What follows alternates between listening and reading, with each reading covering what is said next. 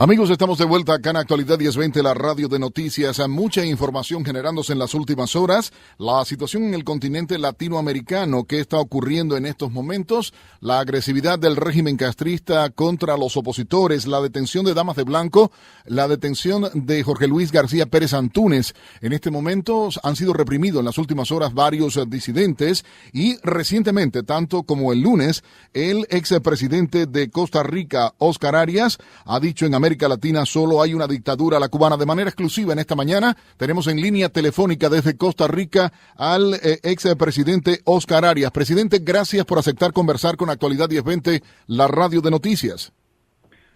Con muchísimo gusto, aquí estoy a las órdenes suyas. Presidente, ante esta reunión de la Federación Internacional de Derechos Humanos y la Organización Mundial contra la Tortura, se ha denunciado el acoso contra los activistas en la isla. Cuando hizo estas declaraciones e intervino, se sabe la manera en que usted ha enfocado siempre la situación en Cuba. ¿Qué piensa está dándose en estos momentos en la isla? Bueno, mire, esas declaraciones no deberían causar noticia, porque es evidente que en América Latina solo existe una dictadura y es la dictadura cubana. Me sorprende que eso sea noticia porque las dije en el contexto de una valoración que hacía yo en México, en Querétaro, sobre la democracia en América Latina.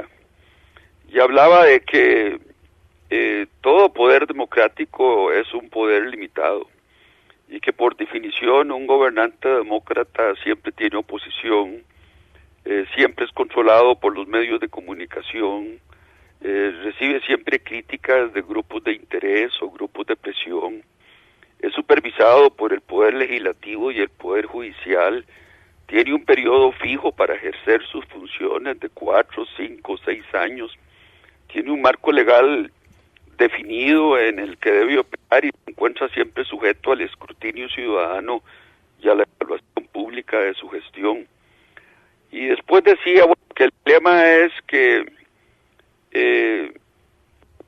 muchos líderes latinoamericanos creen que por haber ganado las elecciones después pueden utilizar el poder para socapar estas instituciones democráticas, pero que la solución no consiste en darles golpes de Estado, porque golpes de Estado son una pésima idea, como lo que acabamos de vivir en Honduras. ¿Y cómo lidiar entonces con líderes en democracias en donde los gobernantes se comportan autoritariamente, pero que no son dictaduras? Y fue entonces cuando dije, porque en honor a la verdad, en América Latina solo existe una dictadura, que es la dictadura cubana. Los otros regímenes, sobre todo en América del Sur, son regímenes un poco autoritarios, pero que son los pueblos los que han elegido a sus gobernantes. Eso fue lo que dije. Hay algo que sí quisiera preguntarle, porque se vive lamentablemente en nuestro continente y en el mundo un doble rasero a la hora de evaluar la situación que se está dando, por ejemplo, en Cuba. Y esa es la manera en que la gente sigue manteniendo relaciones con la dictadura castrista. Sí, puede que señalen algunos gobiernos la situación que se vive en la isla, pero no se habla del respeto a los derechos humanos, a las libertades del pueblo cubano, o la propia situación de Nicaragua, donde en estos momentos, a pesar de que la Constitución de Nicaragua establece algo distinto, sigue Daniel Ortega o está en la boleta electoral para los nicaragüenses cuando es inconstitucional a partir de la Constitución vigente en el país. Se está respetando los valores de la democracia en el continente de manera continua, y luego el afán de muchos de continuar religiéndose por siempre. Yo estoy de acuerdo con usted, existe ese doble rasero. Ciertamente volvemos a ver hacia otro lado cuando hay que hablarle claro a los líderes del gobierno cubano sobre el irrespeto permanente a los derechos humanos, las violaciones a los derechos humanos, meter a la cárcel al disidente, es propio de un régimen autoritario, de una tiranía, y lo que se me viene a la mente es aquella frase del premio Nobel Elie Wiesel, que ganó el premio Nobel en 1986, un año antes de que yo fuera galardonado con ese premio, cuando decía que lo contrario al amor no es el odio, es la indiferencia.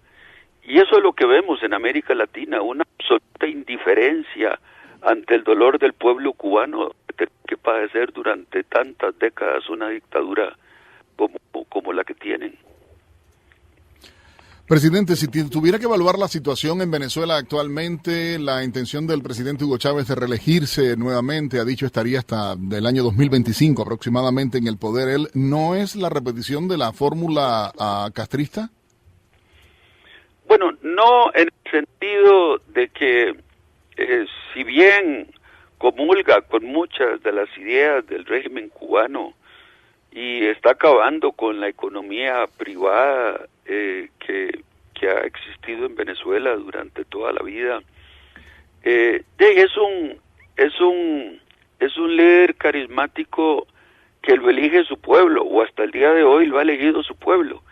Y esa es casualmente la diferencia que yo hacía con la dictadura cubana. La dictadura cubana nunca se ha sometido a elecciones. En Nicaragua, cuando llegó el régimen sandinista en el 79, llegó para quedarse igual que Cuba. Y casualmente con el plan de paz que yo presenté en mi primer gobierno y que fue firmado por los presidentes del Istmo Centroamericano en 1987, obligamos a todos los gobiernos de Centroamérica a hacer elecciones más o menos libres, porque no son elecciones iguales a las que tienen países europeos con democracias centenarias. Pero Nicaragua perdió las elecciones, Daniel Ortega, en febrero de 1990. Ahora todo indica que las va a ganar.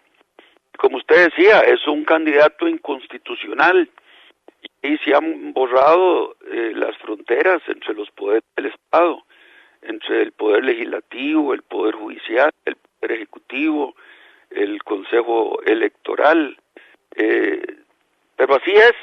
Y este ejemplo de Nicaragua, pues lo hemos vivido también en otros países de América Latina. Pero la diferencia es que por lo menos los líderes se someten a elecciones, cosa que desde 1959 nunca se atrevió el régimen cubano a consultarle al pueblo cubano si quieren que los hermanos Castro permanezcan en el poder. Señor presidente, si tuviera la posibilidad de enviar un mensaje al resto de la comunidad política, al resto de los mandatarios de América Latina, con relación a la situación que se vive en Cuba y cómo el enfoque que se le da a las relaciones con la dictadura castrista, ¿cuál sería? Mire, cuando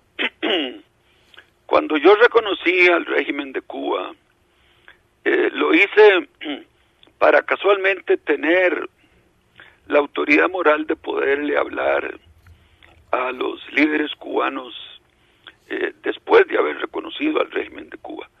Costa Rica y El Salvador eran, si la memoria no me falla, los únicos países que no reconocían al régimen de Cuba.